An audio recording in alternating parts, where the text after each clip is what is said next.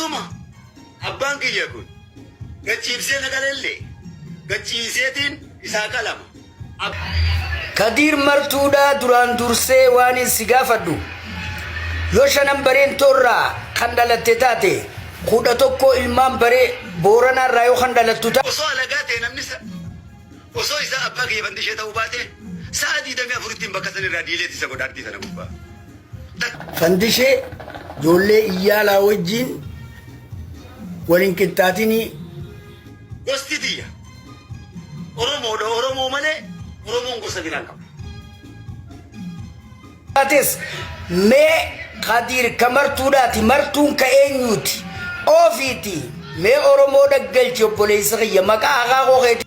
Sarummaa kiyya kan muummicha ministeera kan akka Jawaar fa'a kan akka Lammaa fa'a gurguddaa argitu kan akka kaa'ee. Ati dhugaan siima saba Oromoodhaati miti. Abbaa kee aslii isaa gaafadhuuti. Kaa ilmi dhiiraan jala dubbatee hin beeku. Abbaan kiyyaas diileetti isa godha. Ni beekaa jechuudha abbaan. Abbaa fedhe diileetti godha abbaan. Hin galchitu. Egaa ani fandisheen ilma bareentooti. Ilma bareentoo keessa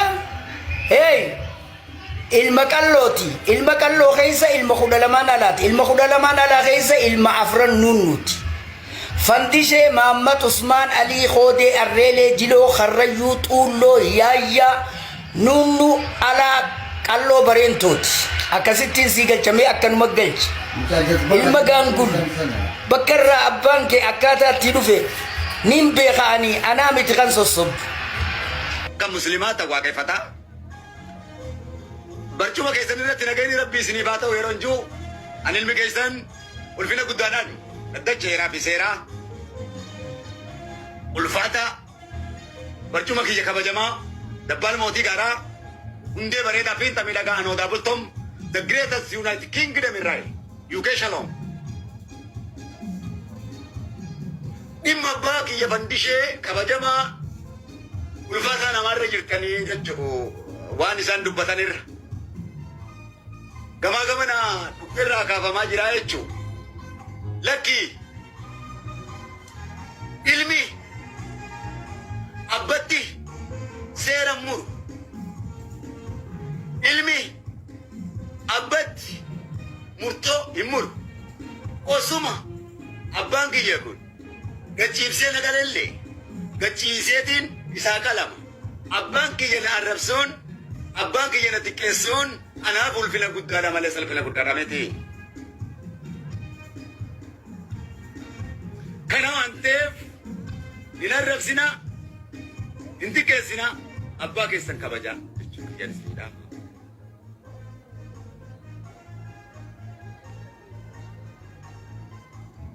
Abbaanii fi waanuma fedhe yoo godhe akkuma fedhe yoo jedhe obsanii danda'uun dirqama rabbiiti malee sodaa namaatii miti. Milkaa'ina. An sanyii Nabii Ismaa'eel kan abbaan isaa gachiibseetiin siqala jennaan eega rabbiin keessi ajaje naqalii jeensa. Sanyii abaaramtuudha miti. Waa'ee gosaa yoo ta'e gosti tiyya Oromoodha Oromoo malee Oromoon gosa biraan qaba. Oromoo keessa nama akka namaati aan huma. Lammummaa yoo ta'e Oromoo bira dabree lammii biyya Ingiliz guddoo haalama kanaan gosa. Gosti nan beekneewu na lammoomsitee namootoomsitee naan teessee jechuudha. Lammii Ameerikaa. Shalom balafaa Ali. Beekumsaan qabuun. Kadir martuudha artistii ta'uudhaaf afaan Oromoo wallisuudhaaf wallisaan tokko afaan Faranjii wallisaa afaan Arabii wallisaa afaan Hindii wallisaa afaan san wallisuudhaaf saba sanii quuqamee saba saniin ta'uu jechuudha. Ati dhugaan siima saba Oromoodhaati miti. Abbaa kee aslii isaa gaafadhuuti mee irraa baradhu. Kunoo martuun ni jira. Gaafadhu mee oborraadha moo 12 alaati moo ati? Hiigaa sadeenooleeti moo jaanjaarsooti moo anniyya moo ituudha moo hiigaa arsiidha moo ilma xuumuugaati moo ilma murawwaati moo hiigaa ilma kami ilma Karrayyuu Bareentooti moo eenyuat meegalchigaa ummata kana dhageessis bada kijibaa dhudhuufa hashiisha hudduuteen si beeyna nuti ummata oromoo tajaajiluu malee an saree oromooti saree oromooti gosti xiyyaamaas dhageeffadhu sareen oromoo kan diinatti namarraa duutu gala guddaa qaba sareenuu jechuudha adurreen fiitu adurreen guddifatanuu galata qabdi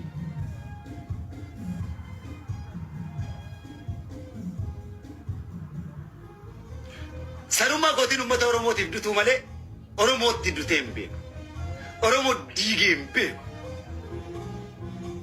waan hin qabu ilmaan oromooti hojii qooddachuu malee sarummaa gootiin oromoo nama ta'e miidhee hin beeku nama oromootti dutee nama oromoo ifin ja'urraa nasaricha oromoo kana tuffatamaa kanatu arrafamaa kanatu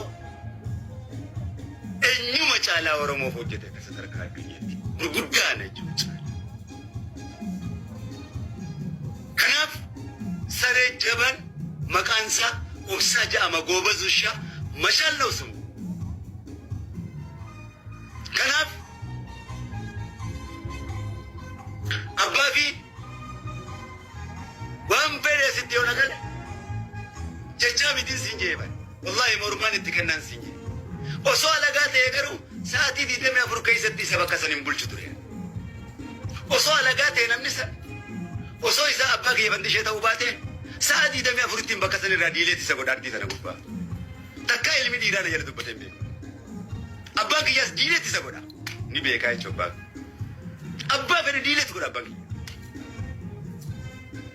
Abbaan kiyya kan calanqoo san isinitti jaare. Siidaa hangas ga'a anoole kan isinitti jaare abbaan kiyya.